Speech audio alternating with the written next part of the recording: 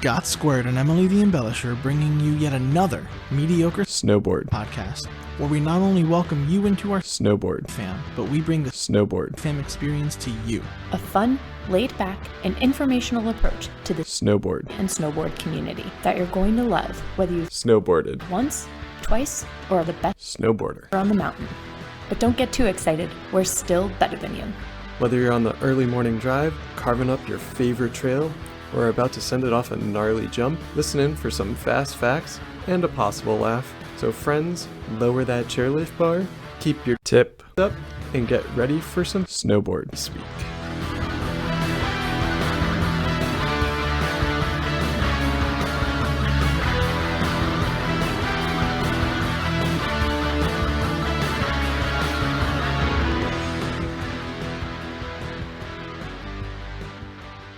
What up, Snowboard Fam? Did everyone hear that? I said Snowboard Fam. I convinced my two lovely co-hosts here that we should become Snowboard Speak, a snowboard podcast. We are no longer Ski Speak. No more of that Ski Fam shit.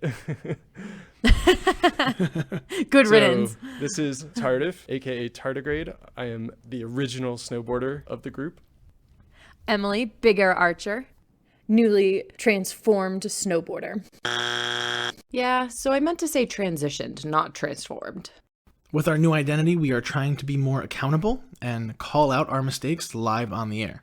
So keep an ear out for all of the buzzers. There are a lot of them.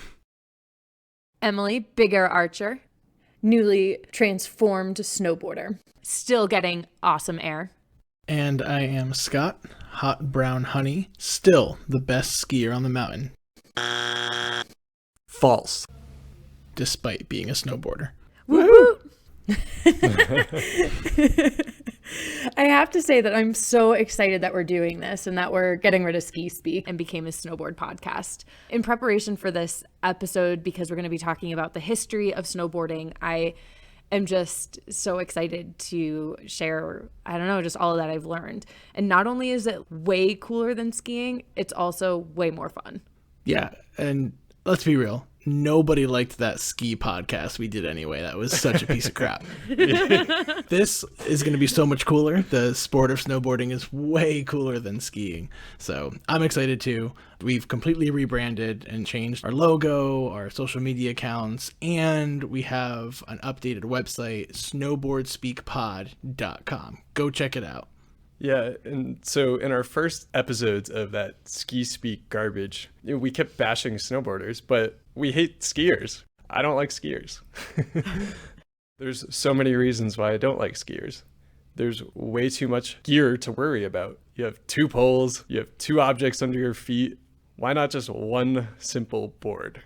Yeah, you guys heard in one of those, again, crappy Ski Speak episodes, the story of Sticks Up Russ. That would have never happened. He would have never had a chance of impaling people with his ski poles if he would have just snowboarded from the start.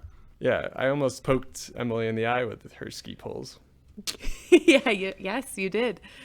And I feel like even with the skis having different blades and then you go to hold them over your shoulder, they kind of splay apart. And then you can just like slice somebody's throat with them. They can be used as weapons. Definitely. Yeah, and speaking of holding them, oftentimes I have to carry Emily's skis or her poles. Nobody's ever carrying my snowboard for me, but I have to carry Emily's skis. Terrible. You don't carry my skis. You carry my poles. Well, did anyway. Maybe in this new world we live in, Emily will carry her snowboard and your snowboard to make up for all the years that you've carried her skis. Yeah, and if she does, she'll only be carrying two objects. That's true. Exactly, which is still half. Again, I'll just say snowboarder greater than skiing. Snowboarder? Ugh, I meant snowboarding. Also, I am the first one to get ready at the car. When it comes to putting on gear, it's way easier for me to put on my boots. I can run around in my boots. I can literally run circles around the skiers. Literally. And dance better. That après. Yeah, sure. I can. Snowboard boots are far superior to ski boots. Yes. It's like walking on pillowy clouds. I'm so excited that I've ditched my ugly, uncomfortable plastic ski boots for something that actually is nice to walk in and to stand in those long lines or whatever we're doing. I'm excited to get rid of them. Yeah, ski boots are the worst. They're terrible. They're uncomfortable. All I want to do is complain. All I did do was complain. Yeah, we've already complained about those plenty of times. So the boots are greater. The fact that my snowboard doesn't come off ever when I'm snowboarding is fantastic. Skis, they pop off quite often, as we've talked about ejector boy. Yeah, mine used to always pop off, but you're right. I have never once seen a snowboarder lose his snowboard. And so the term yard sale, where you lose all of your products, that's really a skier term more so than a snowboard term. Yeah, I have had many a yard sale, so I'm excited to be in this new world. A whole new world. Retaining all of your gear. Yes. We've also joked before that snowboarders created moguls, right, Emily? All those piles of snow, but no more. Because it's not actually true. And it's really skiers that create all those moguls that you have to deal with when you're on the mountain. That's pretty annoying. Very annoying. Yup. Ugh, nice analysis.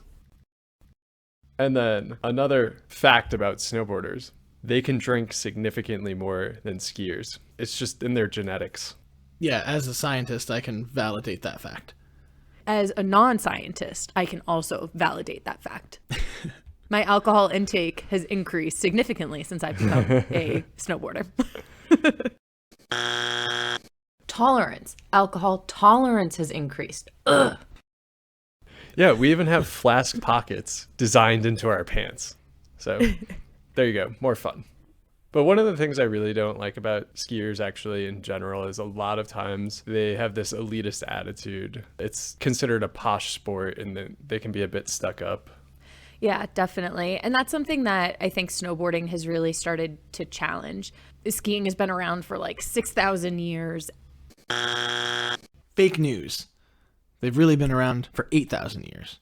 They were first invented in 6000 BCE. But math isn't easy for everyone.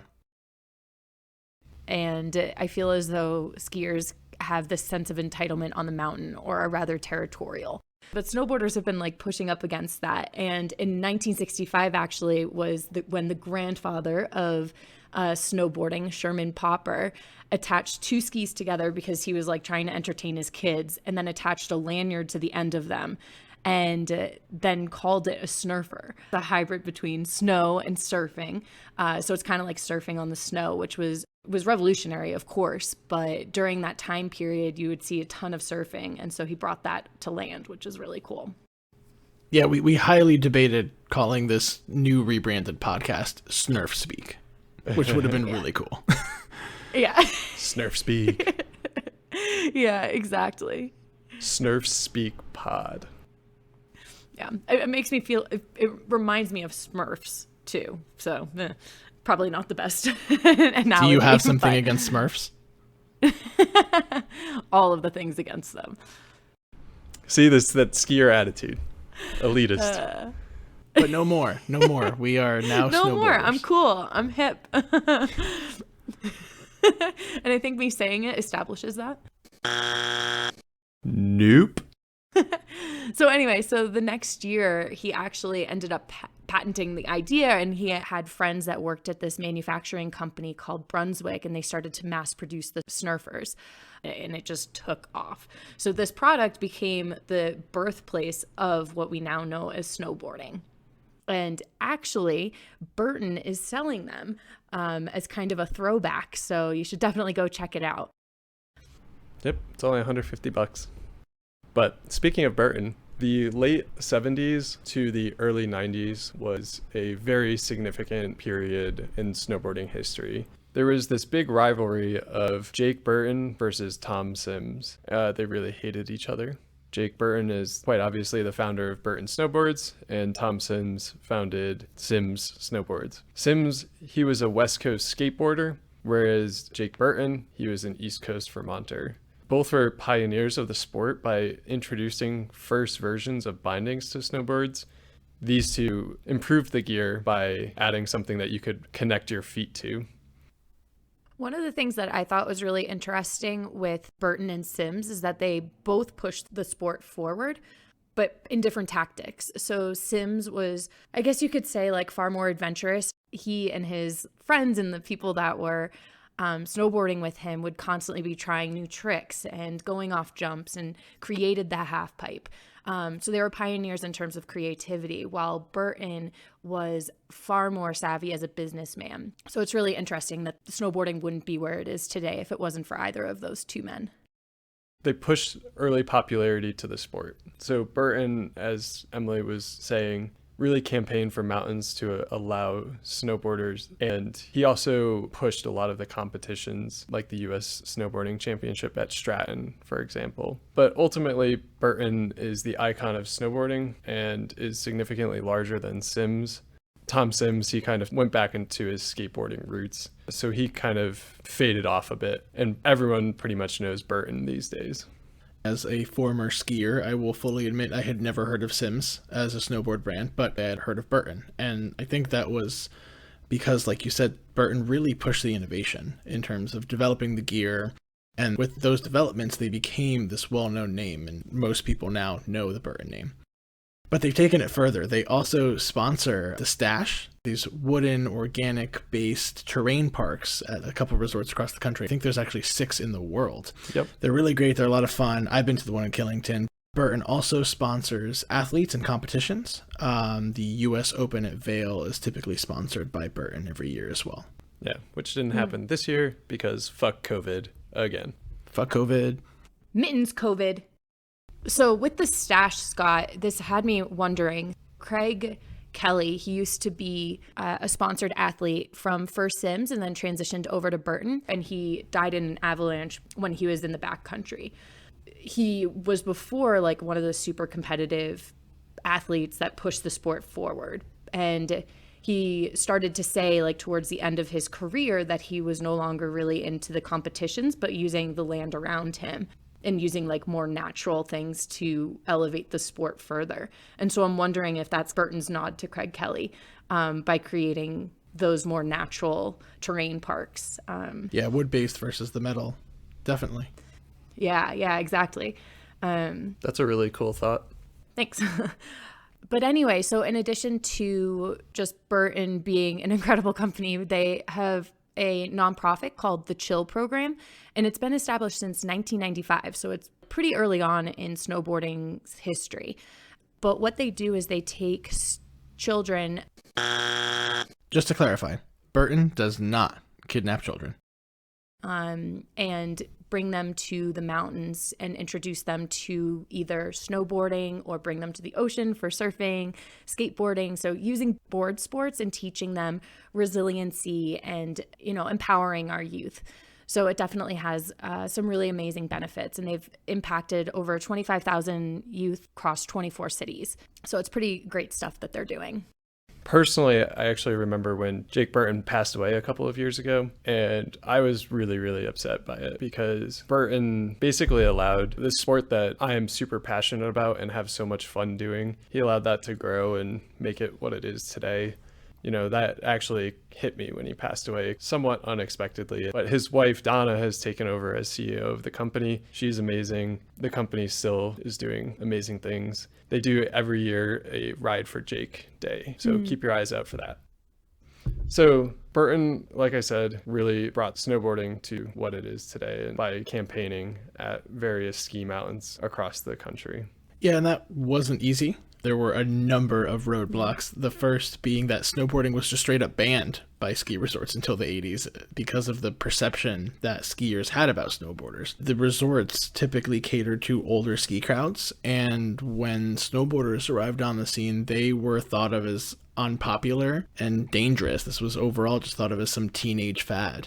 When people were first looking at snowboarders coming onto the scene, a lot of skiers called them knuckle draggers, being the elitist assholes that they are. Let me just read you a quick definition of knuckle dragger: a large and rather dim-witted person. So a pretty negative perception of snowboarders. Yeah, it's terrible. It's so fucked up. Yeah.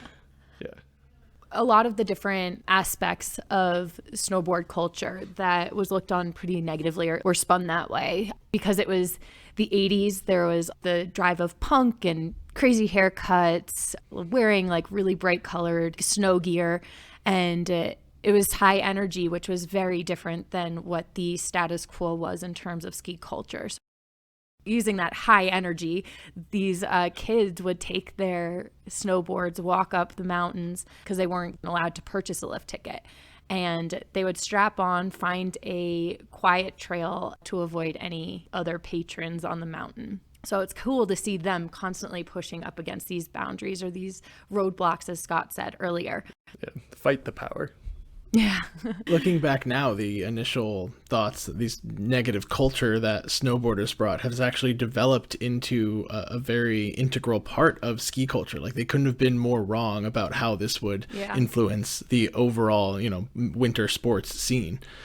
And we'll talk a little bit more about that in some of our ski culture episodes as well. Correction, snowboard culture. There were also many other roadblocks that snowboarders faced back in the day trying to get on these mountains. Initially, some of the snowboarders were required to pass a test on certain mountains in order to show that they were capable of safely sharing the slopes with skiers. Is that not pretentious or what? Like, you have to pass a test to enter this mountain to show me that you're not going to kill skiers. But another thing that they used... Speaking of safety, my microphone just jumped at me. Okay, no, it looks like I'm good now. You need to pass a test to use that microphone. Yeah, no, microphones are hard. No, they're not. Ski resorts also tried to use safety against snowboarders in a different way, saying that there was a lack of instructors, so snowboarders couldn't safely ride on the mountains. This is no longer relevant. It might have been valid at the time, but not anymore. And as snowboarding became more mainstream, these roadblocks, right, the tests, the bans, and all these segregation policies started to fall by the wayside. Oh, yeah, that's another great point. Snowboarders weren't allowed to ride on certain parts of the mountain. They would be designated trails just for snowboarders. Yep. Whereas today, snowboarders make up a significant portion of the snow sport industry and economy and the popularity of it. So the first mountains to allow snowboarders, Stratton and Suicide 6 up in Vermont, as well as Breckenridge in Colorado in the early 1980s, started allowing snowboarders. And this is pretty crazy how the popularity boomed. But during the 1984-85 season, about 40 resorts allowed snowboarding. But then by 1990, so only 5 years later, 476 ski areas had opened their slopes to snowboarders. Holy moly. It's incredible, the amount of growth. That's absolutely ridiculous. You go from 2 to 3, and 2 years later, it's 10 times as many. And then 5 years later, it's again 10 times as many as it was then. It's such a high growth percentage. I've got nothing. Words are hard. You're doing really good with the math up until that last part of trying to come up with words. But it really shows the interest in the sport and the way that it really blew up onto the scene during the 80s. One thing to mention with that, the gear was also improving incrementally, like during that time as well, which probably helped assuage some of the skiers' fears about how dangerous the snowboarders can be. And nowadays, like, most mountains actually allow snowboarders, but it's still an issue today. There are still 3 different mountains in the States anyway that do not allow snowboarders. That's Mad River Glen in Vermont, Alta and Deer Valley, which are just outside of Salt Lake City in Utah. There's a funny YouTube video, Shit Alta Skiers Say About Snowboarders. It's funny and bad, but go watch it. It's worth it. Worth it. Yeah, but these 3 mountains are the ones that I joked about in the teaser being my favorite mountains because snowboarders aren't allowed there. If you didn't understand the joke then, now you're in on it. Yep, now it makes sense. It was funny. No, it wasn't. When talking about these mountains that were ski only and didn't allow snowboarders, there was actually another one up until 2007, which isn't really that long ago. And this was Taos Ski Valley in New Mexico. So to challenge these 4 mountains that didn't allow snowboarders, Burton put out a contest called Power to the Poachers.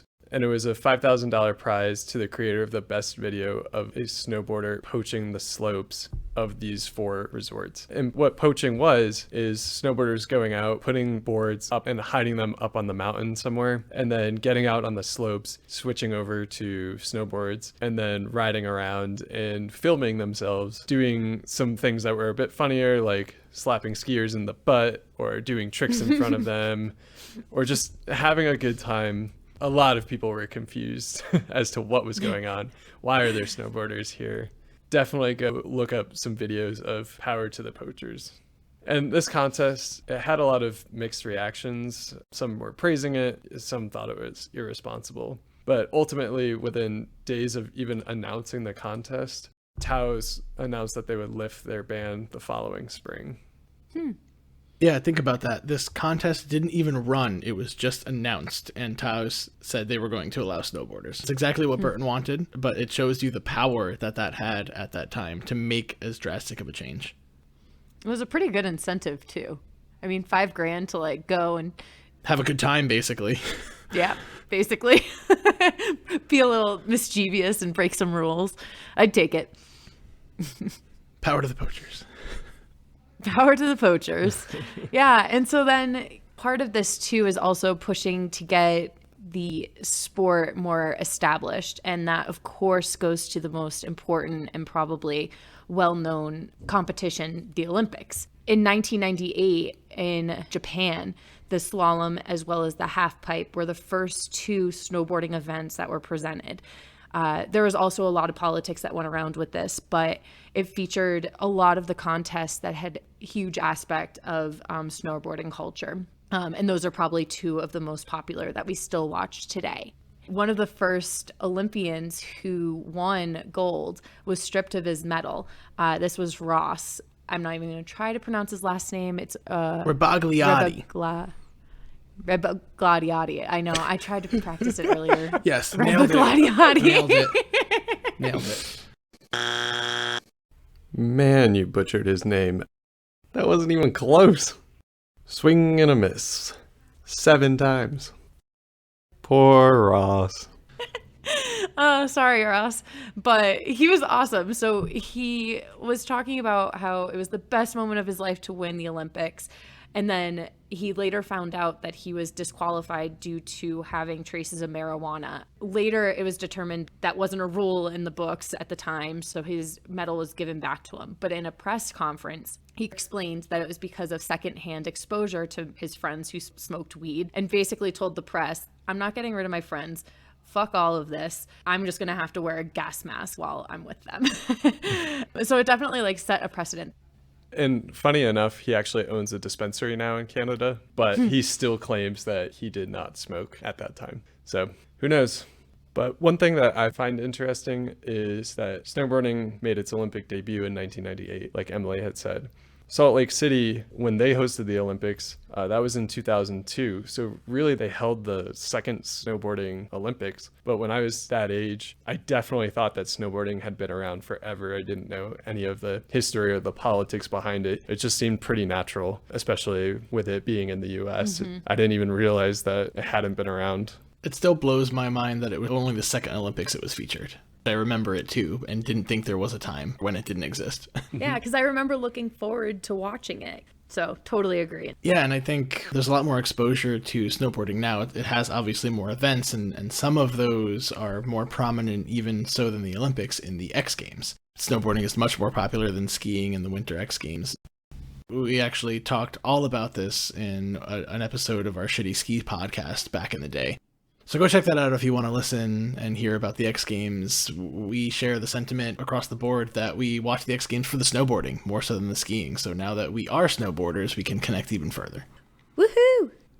I feel like I'm part of the cool club now.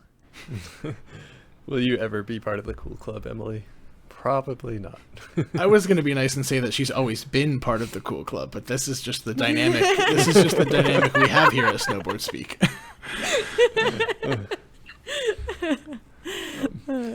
So in order to elevate the sport to where it is, they needed pioneers. They needed some of the greatest athletes to really inspire other people to get out there and snowboard. So who were those pioneers outside of Sims and Burton?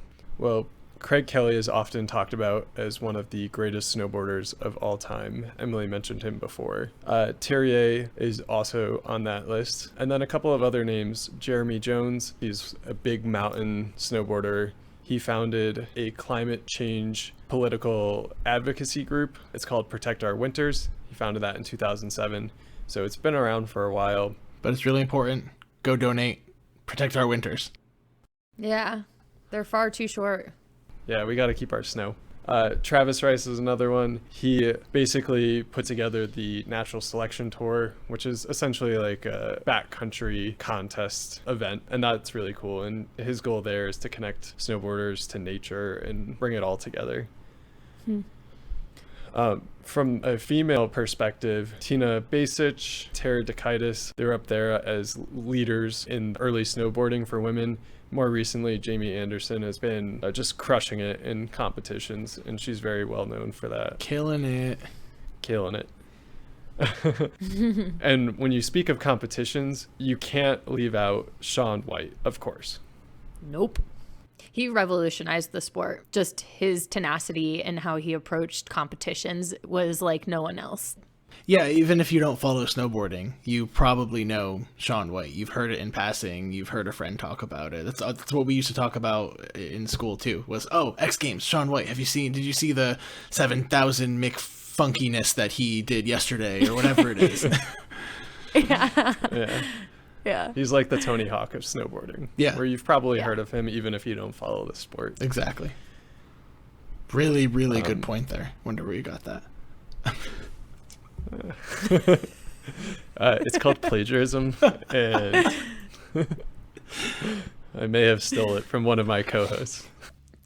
And if you want to hear more about other awesome snowboarders, there's a podcast that I listen to called The Bomb Hole. So quick shout out to sorry, I saw you start. What is it? What is it called? It's called The Bomb Hole. Oh, sounds eerily close to something else, but Yeah, so a quick shout out to The Bomb Hole. It's hosted by Chris Grenier and Eric Stone, also known as Gren Diesel and Stony Buds. But they interview a lot of these professional snowboarders, whether they're male, female, younger, older. You learn a lot just listening to all of these people. So it's a pretty good podcast. sounds really interesting. I just have one question. What is a bomb hole? Yeah, so quick fun fact. A bomb hole is when you go off jumps and you are landing in powder and you basically make that divot in the snow. That's called a bomb hole. So if you're ever watching or listening to competitions, sometimes they'll say at the bottom of the jump, it gets bombed out because so many people have landed in that area and it makes it harder to land. Does it also count as a bomb hole when you fall face first onto ice? Asking for a friend here. Clearly asking for yourself. Absolutely. That is a bigger bomb hole than what they're used to. But actually, Emily and I, when we went out to Solitude recently, I was doing some jumps in the woods and I bomb holed my face into the ground. So we can throw that on the YouTube channel. I'm excited to see that footage. Yeah, it was actually cool. I was trying a 180. That's it. It was just a 180. It's a pretty small number there. Yeah, no Shaun White. But speaking of safety, there is this age-old question of which is more dangerous, snowboarding or skiing. But the National Ski Areas Association a couple years ago claims to have settled the question. And the answer to that is that snowboarding is less risky in terms of ending in serious injury. Or deaths. Around a third less likely to be killed on the slopes than skiers are. And then most of the skiing deaths are just due to collisions of skiers hitting stationary objects. So like running into a tree, for example. Actually, so just anecdotally, when I've seen some older people who snowboard, I ask them why they snowboard, how'd they get into it. But a lot of them say that it's way easier on their knees, way easier on their body and their joints than skiing. It's just a smoother motion, actually. At Solitude Mountain, I took a shuttle and there was an old guy with a snowboard and another guy with skis. And so I asked him, I was like, how long have you been snowboarding? Like, what made you switch? And he basically went on to shit on skiing. And he was like, yeah, I picked it up. Like, I blew out my knee and it's way safer and a little bit harder to learn, but easier to get in the flow of things. And so it's just like interesting to see older people like in their 60s and 70s embrace the sport for those reasons too. Yeah, I can understand that. And I feel like starting younger to transition to snowboarding is going to really save our knees. Yeah. You're welcome. For sure. But forget safety. Nobody cares about that. Snowboarding, it just looks cooler, right? It's so cool. Yeah. You are the popular people on the mountain. Every skier wants to be you when they see you. Yeah. Who doesn't want to go sideways first? It's so much cooler looking than going front first. It's not that for me. It's definitely the boots and the clothing, the really fun fashion. And maybe if I can get like a pocket flask pocket, that'd be great. Nice. The pocket flask pocket. A pocket for my flask. There we go. Another thing that's great about snowboarding compared to skiing, it might be a little bit harder to learn, but it's easier to master. It's easier to get to that top level than when you're skiing. And one thing that's also really nice is on a powder day, because of the surface area of the board, it's a much floatier feeling going through powder. It's like you're surfing on a cloud. It's the greatest sport in the world. It definitely is the greatest sport in the world. And I'm just so lucky to be able to be on the mountain and enjoy all the things that it has to offer. We have a lot to look forward to with Snowboard Speak moving forward. We have a couple of interviews with professionals lined up, actually, which we're not going to spoil the beans. Spill the beans? You just spoiled the beans again. We have not brought that up in a very long time. Well played. You're welcome. I know you Snowboard Fam were missing those.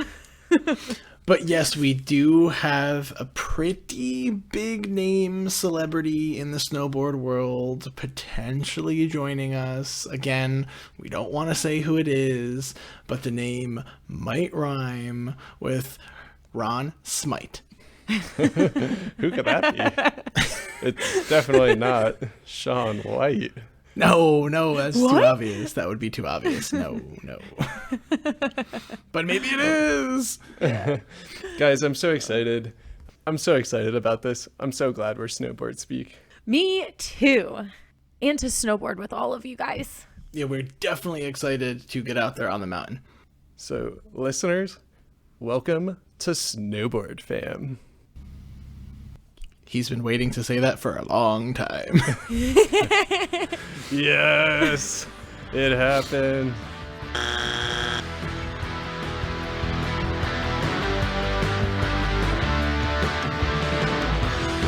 Thanks for listening to Snowboard Speak. Join us next time as we continue the stories, facts, laughs, and of course the embellishment. See you on the mountain, Snowboard fam.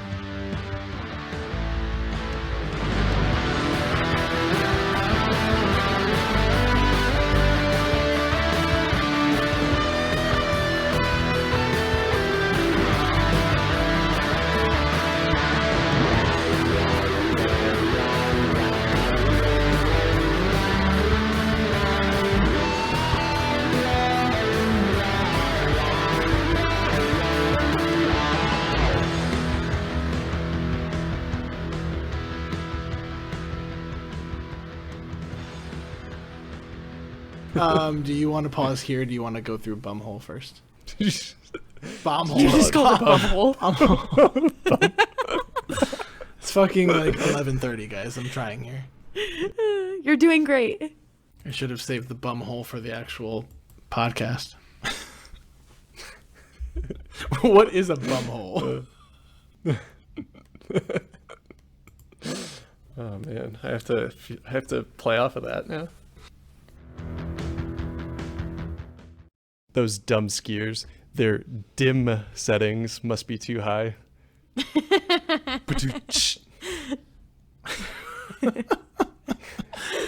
Yeah, idiots. Did you guys get that joke or no? Yes, Yeah. because it's a dim. Because they're dim. Yeah. Okay. Cool. Yeah. No, but I say dim. Oh, Emily you call calls- them. You Emily call them actually calls it dim? a dim setting sometimes. Oh, that's definitely one we need to keep the explanation of in there because it has a double meaning. I thought you were just calling skiers dim by playing off the din setting. So I both was, work, but yeah, that's even both better. work.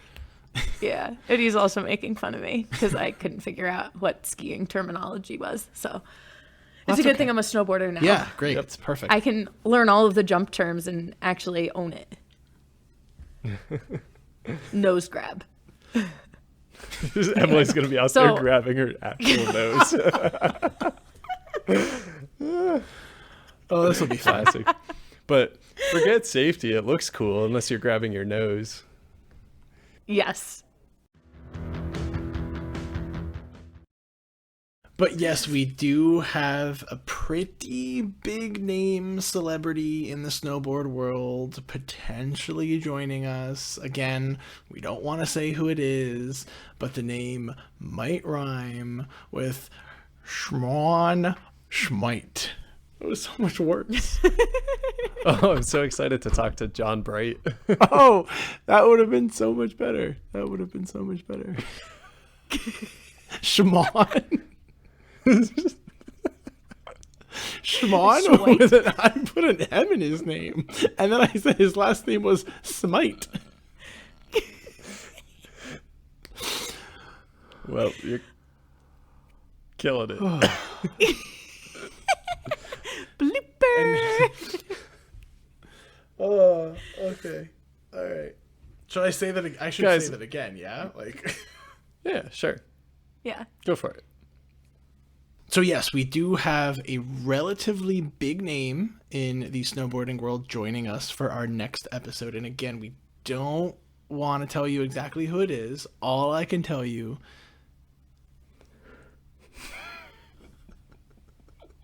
I can't tell you anything because I'm laughing. All I can tell you is